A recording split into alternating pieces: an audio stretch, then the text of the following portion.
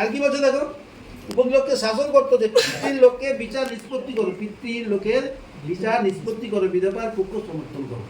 অনেকে বাবা মা নেই, তাদের উপরে অনেক অত্যাচার হয় অনেক ছেলে মেয়েদের প্রতি, সেগুলাকে তুমি যেমন দায়িত্বে আছো বাক্যের দ্বারা তাদেরকে বুঝাও আর তাদেরকে পরিবর্তন করতে বলো, পরমেশ্বর পিতার কাছে প্রার্থনা করো তাদের জন্য।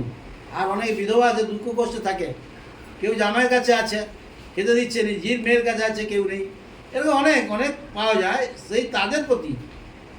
আবার বিধবা বলতে 60 বছরের পরে, তার আগে যারা তারা নয়, তাদের আগে যারা আসবে তারা শুধু আসবে ভবনে, শুধু লোভ লিখতে আসবে আর কিছু শুধু দেখতে যে কীভাবে কি অন্য কাজে ব্যস্ত লাগে, তাদের প্রতি না, তাদের জন্য প্রার্থনা কোনোদিনই করো, বাক্যে লেখা আছে, পরমেশ্বর বলে দিয়েছে, তাদের জন্য প্রার্থনা কিচ্ছু করতে যেও না।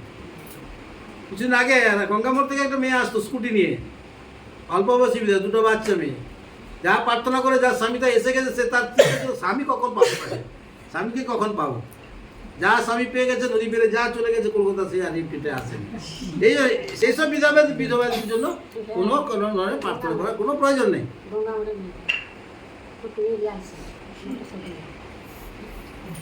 তো আমার হাতে আজকে এতটাই ছিল। পরমেশ্বর পিতাকে ধন্যবাদ শুরু নামে পরমেশ্বর আত্মা